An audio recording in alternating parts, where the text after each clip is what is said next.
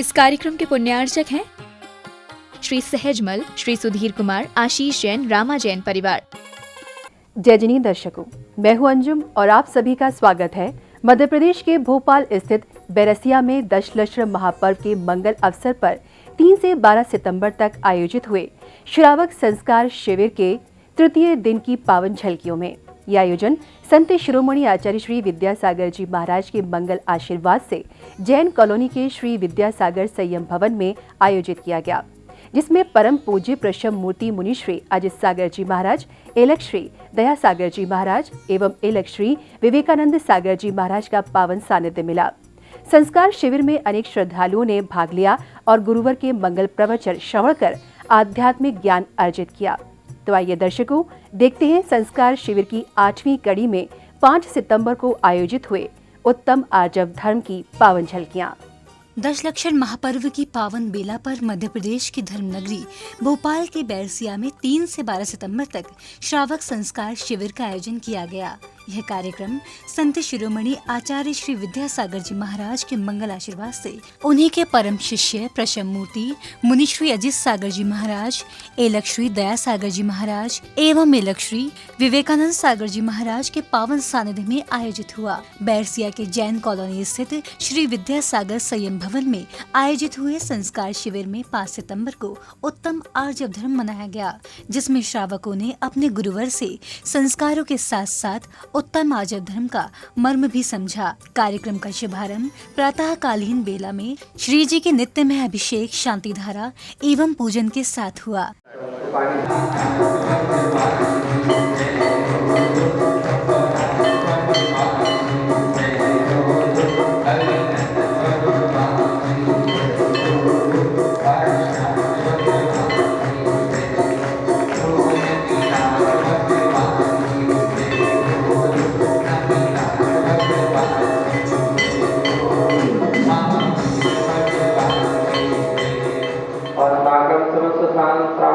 शांतिधारकर्ता परिवार समस्त उपस्थित भक्तजना श्री शांति भट्टारक भागवत साधक सत्संग बलाय आरोग्य करे वृद्धरेश्वर भद्र स्वास्थ्य परिषद वर्गणा श्री दक्षुणा ओम श्री विश्वाद्या श्री मधुमाय परिषद चतुर्वेद द्वारतो अरतो भगवता सर्वज्ञ परमकलांतेया अस्माकं समस्त श्रावक श्रेष्ठी परिवार शांतिधारकर्ता परिवार से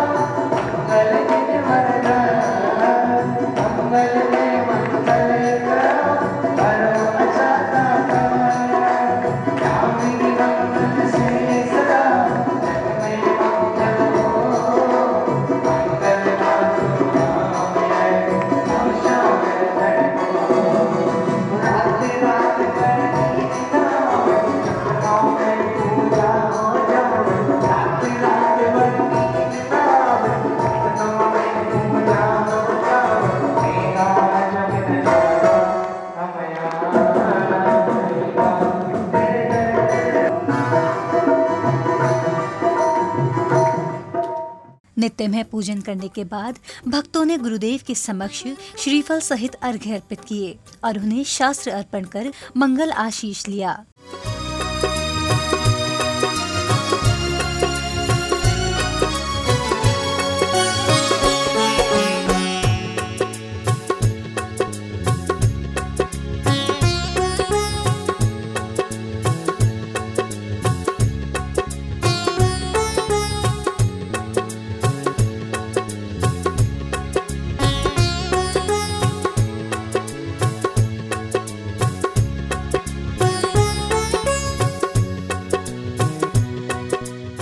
इसके पश्चात बालिकाओं द्वारा तत्वार्थ सूत्र ग्रंथ के 10 अध्यायों का भी वाचन किया गया। क्षयोक्षम निमित्ता षड विकल्पा शेषाणाम ऋजु विपुलमति मना पर्याय विशुद्धि प्रतिपाताभ्याम तद विशेषः विशुद्धि क्षेत्र स्वामी विषेव्यो वधि मना पर्यो मति श्रुतियोर निबंध्यो द्रवेश सर्व परायेषु रूपिष्व वधे। तत्पश्चात शिवरात्रियों को परम पूज्य एलक श्री विवेकानंद सागर जी महाराज के मंगल उद्बोधनों का लाभ मिला। और ऋजु बनने के लिए हमें क्या पुरुषार्थ करना होगा? तो ऋजु बनने के लिए हमें 3 प्रकार की कुटिलताओं का त्याग करना होगा, अर्थात मन की कुटिलता, वचन की कुटिलता और काय की कुटिलता।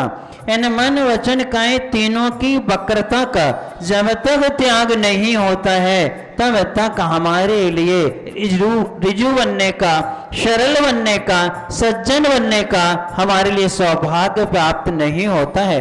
और ये बारे में जो है ये कुटिलता निकालेंगे कैसे, क्योंकि जो मन की वक्रता होती है। शिविर के तृतीय दिन परम पूज्य प्रशम मूर्ति मुनिश्री अजित सागर जी महाराज ने भक्तों को उत्तम आर्य धर्म समझाते हुए उन्हें सरलता के साथ जीवन जीने की प्रेरणा दी। गुरुदेव ने बताया कि सरलता, सज्जनता और सौजन्यता आर्य धर्म में समाहित है। 3 चोरों ने चोरी की। अब चोरी तो वैसी छल कपट के साथ होता ही है ना। अब वो जो चोर करता है, कहावत है चोर चोर मौसेरे भाई, एक दूसरे के वे हमेशा कैसे होते हैं, वे कभी किसी के एक जैसे नहीं होते, वे कभी किसी के पक्के दोस्त नहीं होते। साथ करेंगे, सब कुछ करेंगे, लेकिन जब बांट मेल की आएगी तो उस समय वे चाहेंगे कि मुझे ज़्यादा हिस्सा मिले, वो कहता मुझे ज़्यादा हिस्सा मिले, सब अपनी अपनी ओर खींचना चाहते हैं। अब तीनों ने चोरी की। चोरी करने के बाद अब क्या हुआ, वो सोचते हैं कि अपने मन में अगर मुझे ऐसा इतना मिल जाए तो कितना अच्छा होगा, वो सोचता है मुझे इतना मिल जाए तो कितना अच्छा होगा। जाकर के जाते जाते एक मंदिर पड़ा रास्ते में, और मंदिर में जाकर के खड़े हो गए और खड़े होकर के भगवान से कह रहे हैं, हे भगवान, ये पहले वाला चोर मर जाए तो कम से कम 3 की जगह 2 हिस्सा होंगे, ये मर जाए, है ना, तो 2 हिस्सा होंगे तो हमारे लिए कुछ ज़्यादा मिल जाएगा। तो दूसरा वाला भाई सोचता है कि ये पहला वाला मर जाए तो मेरा भी हिस्सा हो जाए। तीसरा वाला तो और उससे 4 कदम आगे, पहला सोचता दूसरा मर जाए, दूसरा कहता पहला मर जाए। अब वो तीसरा वाला मन में जाकर के विचार करता है, हे भगवान, मैं कुछ नहीं चाहता, इन दोनों की भावना पूरी हो जाए। पहला कहता है कि ये मर जाए, दूसरा कहता है ये मर जाए, और तीसरा कहता है भगवान हम कुछ नहीं चाहते, हम तो यही चाहते कि इन दोनों की पूरी भावना हो जाए। जी जो जैसा सोच रहे हैं वैसा तो हुआ, जो भी मर जाए, जो भी मर जाए और रहे बच्चों सो सब मेरो हो जाए। भगवान के सामने भी अपने अंदर के भाव क्या जगाते हैं हम, किसी के अहित के भाव सोचना, किसी की संपत्ति को, किसी की चीज को, हर कहीं पर भी आप छल कपट का कारण बन सकता है। ये मत सोचना कि संपत्ति में ही छल कपट होता है। आज के समय में तरह तरह के छल कपट होते हैं। जैसे कि आज सबसे बड़ा आदमी को मायाचार का एक सबसे बड़ा जरिया है मोबाइल, मायाचारी सिखाने वाला। क्या उससे पूछता है कहाँ हो, अरे हम तो भोपाल में हैं, बैठो कहाँ हैं, क्यों, अरे यार हम तो यहाँ है ही नहीं है, बाहर हैं। अब हो रे रहा है, हम होते तो जरूर आते, या जरूर तुम्हारा ऐसा कर जाते, या कोई इस प्रकार कर देते। अब झूठ बोल करके हम क्या कर रहे हैं, अपने आप को स्वार्थ से, ये भी मायाचार की कोटि में आता है। छुपाने का भाव जहाँ आता है वहीं पर ये दशाएं ऐसी होती हैं। हम अपने आप को क्या करना चाहते हैं, सरलता के साथ जीवन जीने वाला सज्जन होता है, और जहाँ सज्जन होता है, सरलता और सज्जनता और सौजन्यता तीनों आर्य धर्म के पास जरूर मिलेगी। बिल्कुल सीधा साधा, जहाँ सज्जनता है वहाँ सरलता है, जहाँ सरलता है वहाँ एक दूसरे के सहयोग की बात, क्योंकि हो सकता है आज नहीं तो कल मेरे साथ ऐसी परिस्थितियाँ हो सकती हैं। हम अपनी परिस्थिति को समझें। कहीं भगवान के हम पास जाते हैं और भगवान के पास जाकर के भी अपने अंदर की सरलता को ना समझ पाएं, हम अपने अंदर के सरल स्वभाव ही अपने आप को ना बना पाएं, तो भगवान के पास जाने से कोई मतलब नहीं। लेकिन आदमी अपना स्वार्थ सिद्ध होता है ना, और स्वार्थ सिद्ध होता है तो सब कुछ भूल जाता कि मैंने भी भगवान से कछु कही थी। क्या, कौन सा स्वार्थ? देखो, एक आदमी की, एक भक्त की कथा सुनाते हैं आपको। अच्छा स्वार्थी परमार्थी, कहते हैं बहुत सारी जगह एक चला था। हम लोग महुआ जी में चतुर्मास करते थे, हुआ था सन 96 में। चुल्लक था, मेरा पहला चतुर्मास था। महुआ जी में ऐसी लोगों की एक मान्यता है, वहाँ के लोगों की एक मानसिकता थी, और वहाँ क्या करते थे, और वास्तविक रूप से वहाँ पर कोई करता कुछ नहीं था, बस वहाँ जाकर के नीचे पार्श्वनाथ भगवान की एक बहुत अच्छी प्रतिमा है वहाँ पर। तो लोगों की एक मन में, मान लो जिनके यहाँ कोई बेटा बेटी नहीं होते थे, संतान नहीं होती थी, तो वहाँ जाकर के वहाँ भगवान के सामने जाएंगे, भावना करेंगे कि अगर भगवान मेरे यहाँ संतान हो जाए तो मैं सोने का या कछु भी पट्टी, या कई लोग भी आते थे, कहीं हम देखते थे आए दिन वहाँ पर कोई चांदी का पालना रखा है। मैंने कि भाई यहाँ ये क्यों चढ़ा है? जब हम लोग नए नए गए तो महाराज जी यहाँ एक प्रभु, वहाँ पुजारी से मैंने पूछा, मैनेजर से पूछा, यहाँ पर लोगों की जब भावनाएं पूरी हो जाती हैं, मान लो किसी के यहाँ संतान नहीं होती है, तो संतान नहीं होती तो वो आकर के यहाँ भगवान के सामने श्रीफल चढ़ाता है, भावना रखता है, और आए दिन कई लोगों की ऐसी भावनाएं पूरी हो जाती हैं, उनका यहाँ संतान पूरी हो जाती है, और फिर आते हैं तो कोई सोने का पालना चढ़ा जाता है, कोई चांदी का बना के यहाँ पर रख करके चला जाता है। अच्छा, यहाँ पर ऐसा होता है। तो ऐसी ही एक व्यक्ति की कथा है कि उसके यहाँ भी संतान नहीं हो रही थी।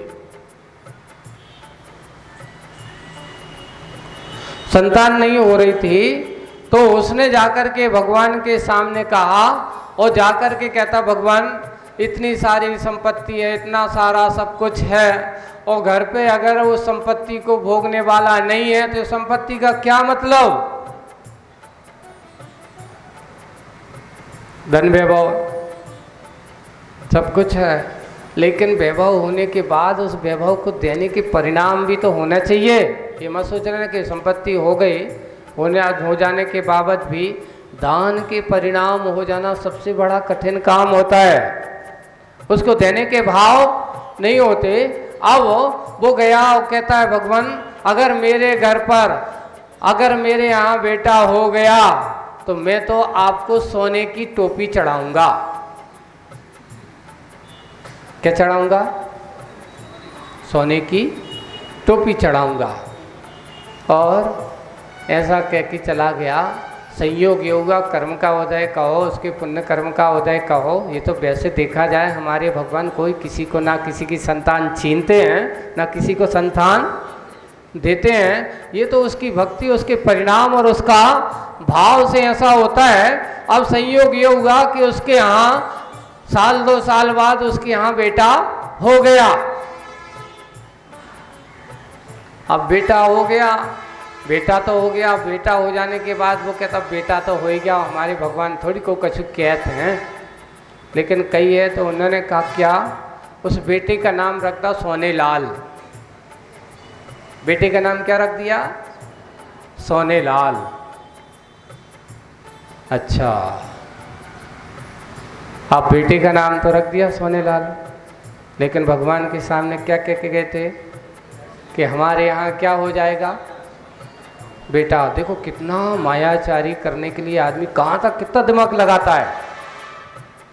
कितना दिमाग लगाया उसने कि बेटे का नाम क्या रख दिया। अब भगवान से हम जो कह के आए थे कि सोने की टोपी चढ़ाना है, तो जब वो बेटा 2 साल का हो गया, जाकर के भगवान के पास ले गए उसको दर्शन कराने, और एक अच्छी सी खादी की टोपी बनाई। क्या बनाई? खादी की टोपी बनाई, और जा कर के भगवान के सामने रख दो, जय हो भगवान, जहाँ है सोने की टोपी, क्योंकि वो के सर पर रख दी, वो के उतारी और कहाँ रख दी बताओ। पहले तो कही थी कि सोने की टोपी चढ़ाएं, अब मैंने अपने बेटे को नाम सोने रख दिया, वो के सर पर रखी, तो मैंने तो ये कहा था कि सोने की टोपी चढ़ाएंगे, तो सोना की तो टोपी चढ़ाई है। पहले सोने की काय की चढ़ाना थी उसकी। कहाँ जाएंगे बताओ। जिस दरबार से लोग सब कुछ पाते हैं, जिनकी भक्ति से आदमी को बिन मांगे सब कुछ मिल जाता है, हमारे भगवान कोई किसी को कुछ देते नहीं है, पर देते नहीं, उनके दरबार में ऐसी कौन सी चीज़ है कि मिलती नहीं है, सब कुछ मिलता है। ऐसी ही भगवान की भक्ति, आराधना, उपासना सरल स्वभावी होकर के करोगे तो आपकी भक्ति सच्ची होगी। और कुटिल स्वभावी होए, कपट स्वभावी होए, ऐसे बन कर के अगर तुमने अपन भक्ति की है, तो अभी आपने कथा सुनी ली है, बन तो जाते हैं, भगवान की भक्ति का फल भी पा जाते हैं। हम इस बात को बहुत अच्छे से समझ लें, कपट कितना ही बड़ा हो, कितना भी कर लो, पर एक किसी ने बहुत अच्छी लगी कि कपट की टहनी कभी फलती नहीं और कागज की नाव कभी चलती नहीं। आप उस पे फल लगाने की कोशिश करोगे, कभी फल लगने वाला नहीं है। दूसरों को ठग करके आप अपने आप को अर्जित करने वाला वो धन कभी भी फलने वाला नहीं है। हमें उस चीज़ को बहुत अच्छे से दूसरों को मना करके, दूसरों को समझा करके, दूसरों को फुसला करके अपना स्वार्थ सिद्ध करना, ये भी कपट का एक ढंग है, संसार की विचित्रता है। लेकिन ये ध्यान रखना, कपट कितना हो पर कीमत नहीं होती है। कीमत तो सरल स्वभावी की ही होती है। कैसे एक जंगल में एक बहुत अच्छा प्रसंग बनता है, वो कहावत, सीधे सीधे कट गए टेढ़े खड़े हजार। पेड़ जो होते हैं सीधे की कीमत ज़्यादा होती है और टेढ़े की क्या होती, टेढ़े की क्या होती है।